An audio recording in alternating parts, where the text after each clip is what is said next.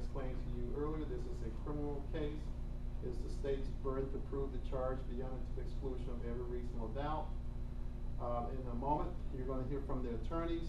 Please understand that what the attorneys say is not evidence. However, do listen closely to their arguments as they are intended to aid you in understanding the case.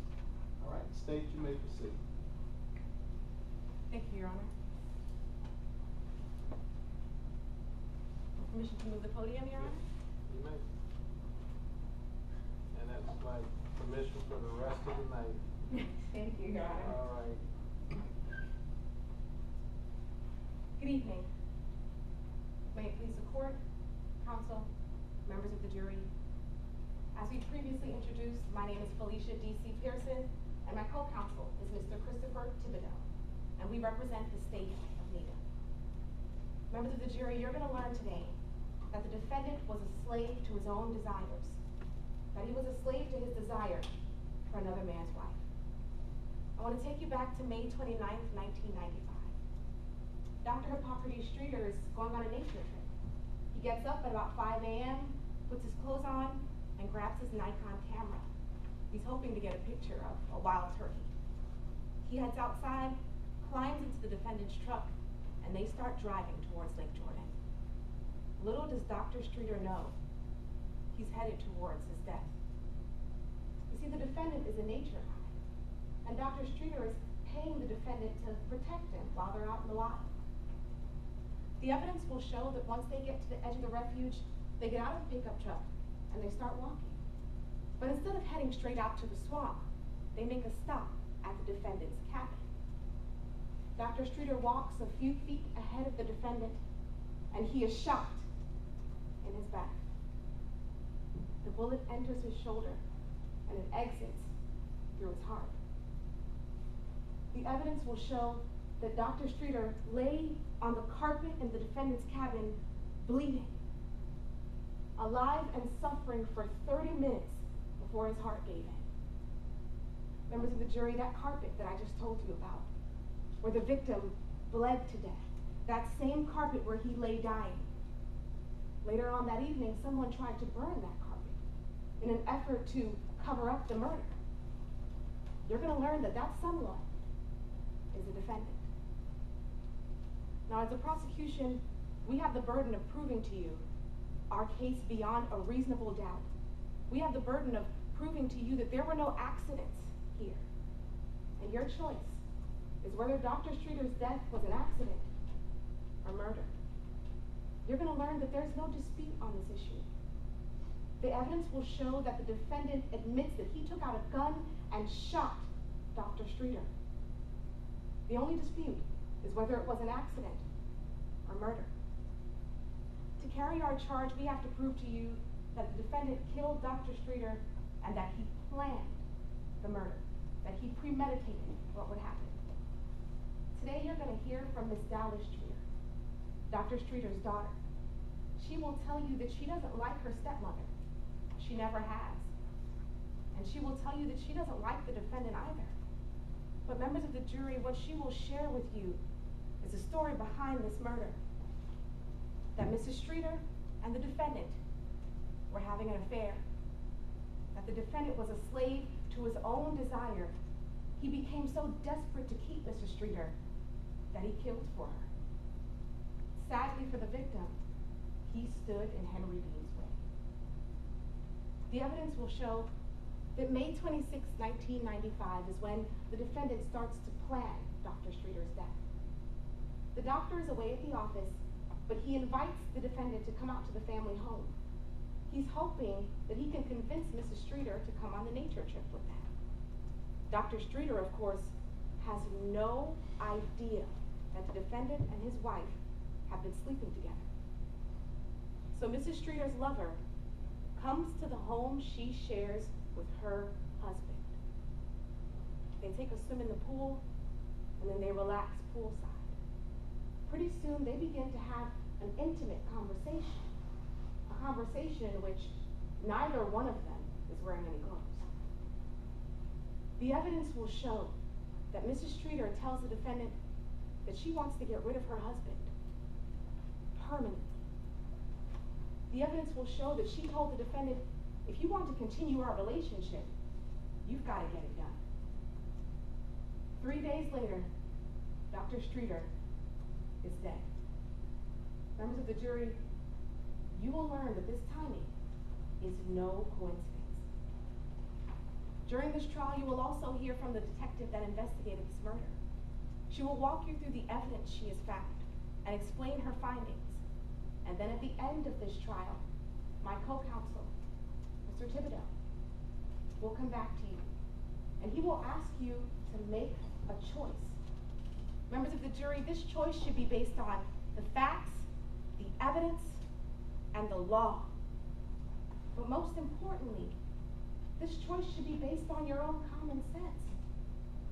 And that choice, the choice that is supported by what really happened here, will be that the defendant is guilty.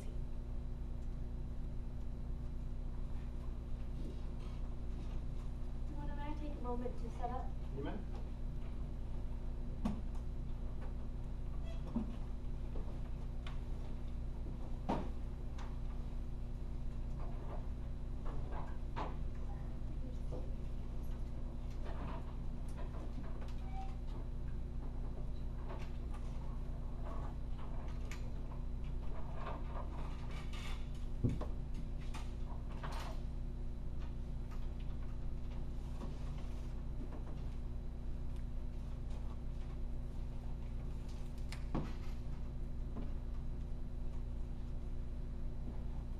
Your Honor, counsel, members of the jury. Accidents happen, but an accident does not mean premeditation.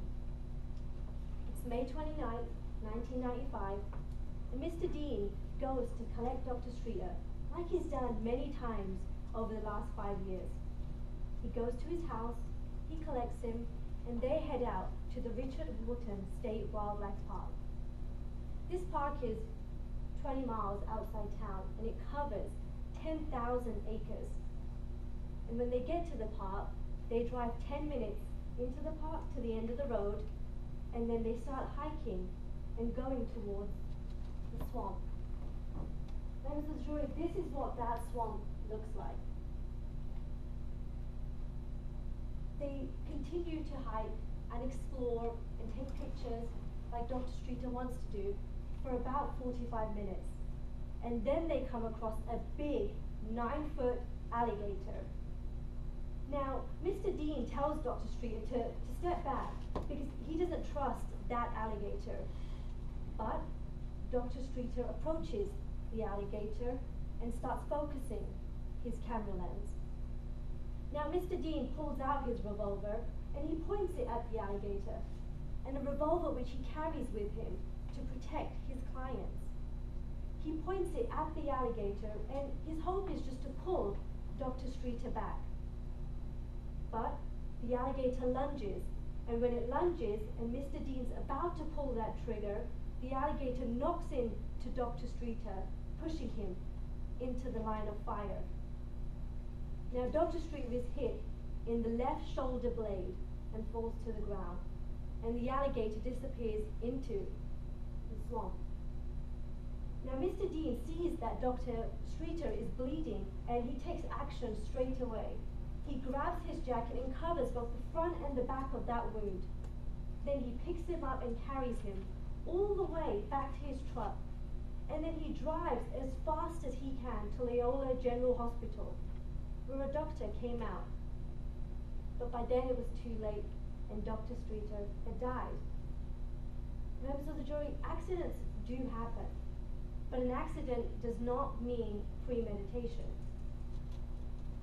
Now, Dr. Streeter was a father, a husband, and a client, but he was also a friend, and he lost his life.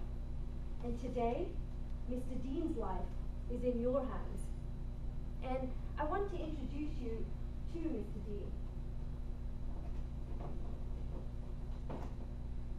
Mr. Dean is 32 years old, and he's the best hunting and fishing guide in the state. He was trained by his grandfather, and he's been hunting and fishing ever since he could walk.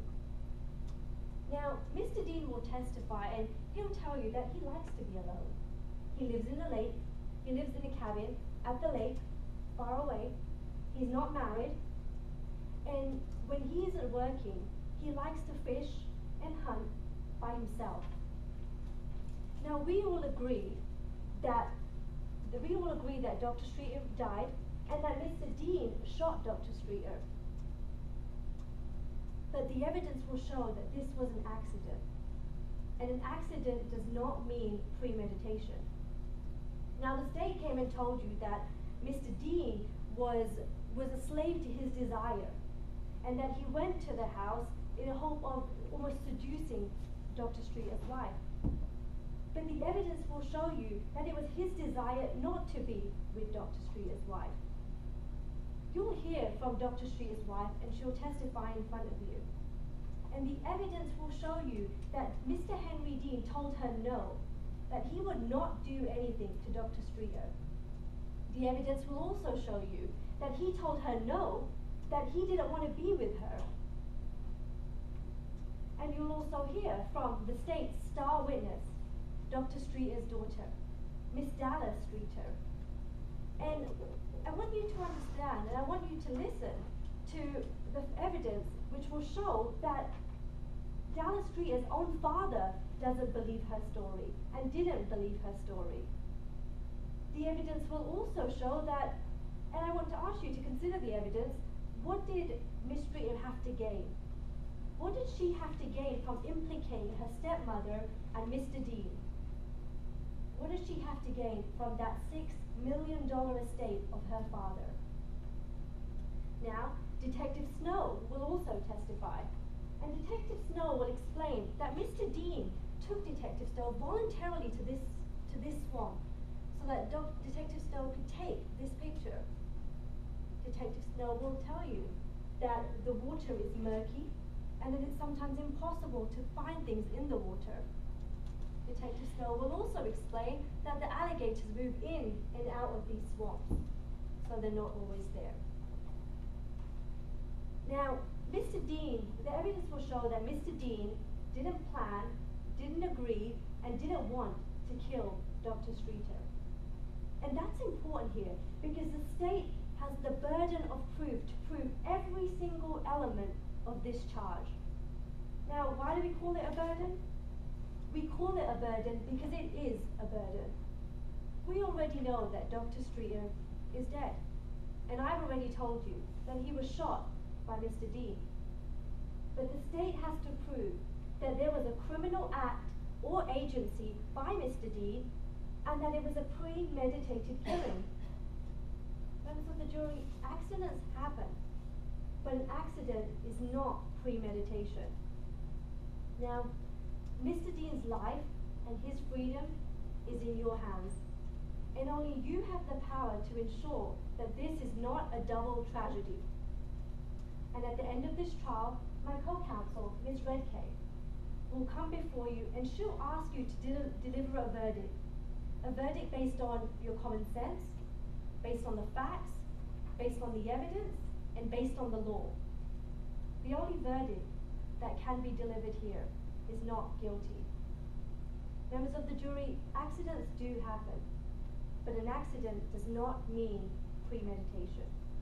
Thank you for your time. All right, thank you, counselors.